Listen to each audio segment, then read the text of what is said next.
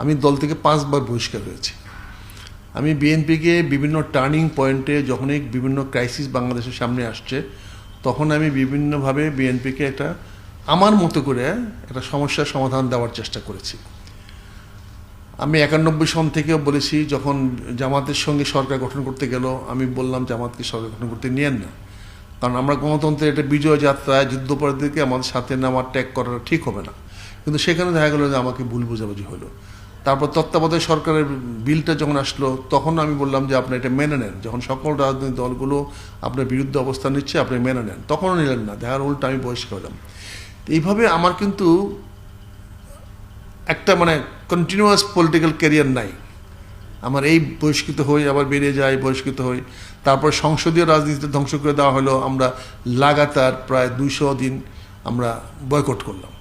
সেখানে আমি বললাম যে না, এটা সংসদীয় রাজনীতি হতে পারে না। আমি একা গেলাম, আমাকে আওয়ামী লীগের ট্যাগ লাগাই দিয়ে আমাকে করা হলো, ফলে আমার আসন শূন্য হয়ে গেল। আমি মেনে নিলাম সেটা। আজকে বাংলাদেশের এই ক্রান্তিকালে এসে আজকে যেখানে আমাদের ঐক্যের দরকার, আপনারা দেখেন সবাই আজকে ঐক্যের প্রয়োজন। আপনি ফেসিবাদ বলেন বা যাই কিছু বলেন, ফেসিবাদদের বিরুদ্ধে রুখতে হলে তাদেরকে আবার ফেরত আসতে না দিতে হলে ফেসিবাদ বিরোধী শক্তি ঐক্যের প্রয়োজন। কিন্তু সে ঐক্যের জায়গায় আপনি এসে হঠাৎ করে কি বলছেন, আপনি এতদিন পরে আইসা একটা সিরিজ একটা মিটিং করতেছেন। সেই মিটিং প্রথম শুরু করলেন যে জামাত ইসলাম লক্ষ লক্ষ মা বোনকে ইজ্জত নষ্ট করেছে, লক্ষ লক্ষ মানুষকে মেরেছে। এটা তো কোনো স্ট্যাটিস্টিক্যাল ট্রুথ না, এটা তো একটা রিটোরিক। আমরা ভাষায় বলেছি ওই পুঁথির মতো, মরিল হাজারে হাজারে গনিয়া দেখল 120।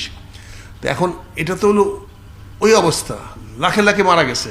কিন্তু লাখে লাখে মারা গেছে কারা মেরেছে? নিশ্চয়ই কোনো রাজনৈতিক দল মারে নাই। আমরা তো যুদ্ধটা অন্তকলহ ছিল না, এটা তো সিভিল ওয়ার ছিল না। আমরা পাকিস্তানের বিরুদ্ধে যুদ্ধ করেছি, আমাদেরকে হত্যা করেছে পাকিস্তানিরা, বাংলাদেশের মা বোনদের ইজ্জত লুট করেছে পাকিস্তানিরা। বাংলাদেশের কোনো রাজনৈতিক দল তো করে নাই। কিন্তু আজকে আপনি এই ন্যারেটিভ দিয়ে কাকে সন্তুষ্ট করার চেষ্টা করছেন, কাকে বলতেছেন? যেখানে ভারত নিজেরা বিজয় দিবস উদযাপন করতেছে সেখানে আপনি হঠাৎ করে এসে জামাতের উপরে এভাবে আক্রমণ করলেন, যে জামাতের সঙ্গে আপনি গত 15 বছর ধরে আমাদের কথা বলতে দিলেন না। আপনি জামাতকে নিয়ে আন্দোলন করলেন, মিছিল করলেন, মিটিং করলেন, সব কিছু করলেন, সরকার করলেন, রাষ্ট্রের ক্ষমতা ভোগ করলেন, সব কিছু করলেন জামাতকে নিয়ে। আজকে হঠাৎ করে এসে আপনি এগুলো কেন বলছেন? এবং আমরা ইতিহাসের বাঁকে এসে মানুষ তো বিভ্রান্ত হয়ে যায়। ফলে আমি গত কয়েকদিন ধরে, আপনারা আমাদের ইউটিউব তো ফলো করেন না আপনারা মেন লাইনে, তা আমরা সেখানে কথা বলছি, আমরা বলেছি এটা ঠিক হয় নাই। তা আমার এই বিষয়টা জামাতের নজরে আসছে, তারা আমার সঙ্গে কথা বলার চেষ্টা করেছে এবং কথা বলে আমরা দেখলাম যে জামাত তো যুদ্ধাপরাধী দল নয়। বাংলাদেশ জামাত ইসলাম তো যুদ্ধাপরাধ করে নাই, কারণ বাংলাদেশ জামাত ইসলামের জন্ম হয়েছে মে 1980 সনে, 79-এ বিএনপির জন্ম হয়েছে, আর জামাত ইসলামের জন্ম হয়েছে মে 1980 সনে। কোনটা? বাংলাদেশ জামাত ইসলাম। তো সেই বাংলাদেশ জামাত ইসলাম তো স্বাধীনতা বিরোধী না। তার গঠনতন্ত্রে পরিষ্কার সে বলতেছে, যেহেতু বাংলাদেশের জনগণ ও মুক্তিযোদ্ধাদের বীরত্বপূর্ণ সংগ্রামের মধ্যে দিয়ে বাংলাদেশ বিশ্বের মানচিত্রে স্বাধীন সার্বভৌম জাতিরাষ্ট্রের মর্যাদা লাভ করিতেছে, সেহেতু এই সকল মৌলিক বিশ্বাস চেতনার ভিত্তিতে শোষণমুক্ত ন্যায় ও ইনসাফ ভিত্তিক সমাজ গঠনের মহান উদ্দেশ্যে বাংলাদেশ জামাতে ইসলামীর এই গঠনতন্ত্র প্রণীত ও প্রবর্তিত হইল। জামাত তো 71-এর ইসলামী বা ইস্ট পাকিস্তানের জামাত ইসলাম না, ইস্ট পাকিস্তানের জামাত ইসলাম না, বা বাংলাদেশের জামাত ইসলাম না, পাকিস্তানের জামাত ইসলাম না, এটা বাংলাদেশ জামাত ইসলাম, যেটা 1980 সনে যার জন্ম হয়েছে। এবং যারা মুক্তিযুদ্ধকে স্বীকার করে, যারা মনে করে যে বাংলাদেশের মুক্তিযুদ্ধের মাধ্যমে একটা জাতি রাষ্ট্র তৈরি হয়েছে, তো তারা তো স্বীকার করে। তাহলে আমরা কেন তাদের বিরুদ্ধে মিথ্যা অভিযোগগুলো আনতেছি? আজকে যারা জামাত করে তারা তো এই প্রজন্মের মানুষ, যারা জন্মগ্রহণ করেছে বাংলাদেশে। আপনি তো মুক্তিযুদ্ধ দেখেন নাই, তা আপনি গল্প বলে মুক্তিযুদ্ধ বললে তো হবে না। আমরা গল্প কে কতটুকু সত্য গল্প বলেছি, লক্ষ লক্ষ মানুষ কোথায় আমরা খুঁজে পাচ্ছি না। আজকে এই যে আওয়ামী লীগ 47,000 লোককে যে ভাতা দিয়ে গেল, এই লোকগুলা কোথায়? এই সার্টিফিকেট দিল, সার্টিফিকেট লোকগুলা কোথায়? এতগুলো লোক কোথায় আমরা পাচ্ছি? তো এই কথাগুলো আমরা এতদিন বলতে পারি নাই, কারণ আমার বিএনপিতে আলিমের মতো লোক এসে বিএনপিতে অংশগ্রহণ করছে, যে আলিমকে বলা হয়েছে জয়পুরহাটের কসাই আলিম। যে মানুষকে হত্যা করত, সে আলিমকে আমরা বিএনপিতে নিয়ে আসছি। আজকে আমি বলতেছি যে জামাত ইসলাম লক্ষ লক্ষ লোক মেরেছে। আমরা কি এই স্বাধীনতা বিরোধীদের নিয়ে রাজনৈতিক দল করি নাই? তাহলে আজকে আপনি এগুলো কেন বলছেন? এরপরে আমি 2.5 বছর ধরে আজকে দল থেকে আমি কি বলে বহিষ্কার করে রেখেছেন। আমাদেরকে পুনর্বাসন হওয়ার সুযোগ আমরা দিচ্ছেন না। নির্বাচন হচ্ছে, আমাদেরকে ভোট নাই, আমি ভোটটা কাকে দিব? আমি তো আমার ভোটটা তো বিএনপি দিতে হবে, আমার পরিবার ভোটটা কাকে দিবে? বিএনপি দিতে হবে। আমার সমাজ কাকে ভোট দেবে? আমার যে পারিপার্শ্বিক লোকগুলো আছে, আমাদের যে হাজার হাজার ফলোয়ার আছে, আমার অনুসারী আছে, যারা আমাদের সঙ্গে উঠে বসে চলাফেরা করে, তাকে কাকে ভোট দেবে?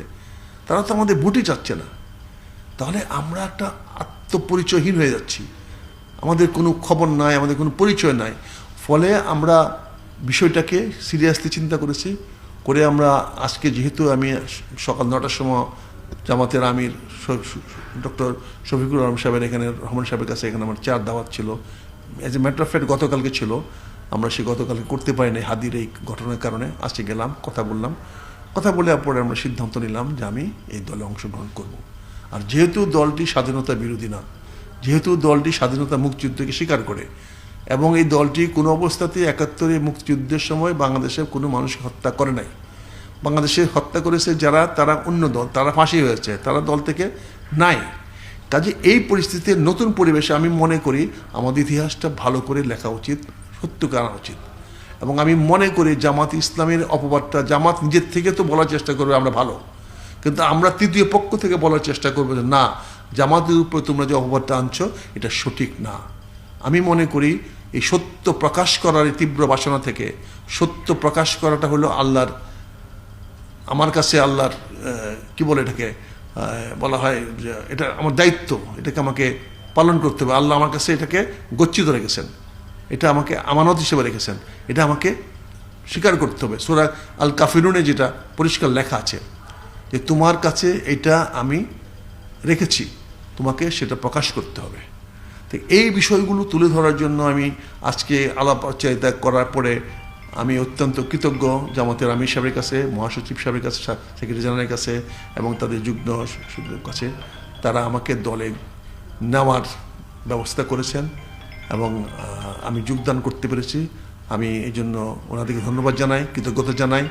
এবং এখন থেকে আমরা জামাতের হয়ে কাজ করব, জামাতের অপবাদগুলোকে দূর করার চেষ্টা করব।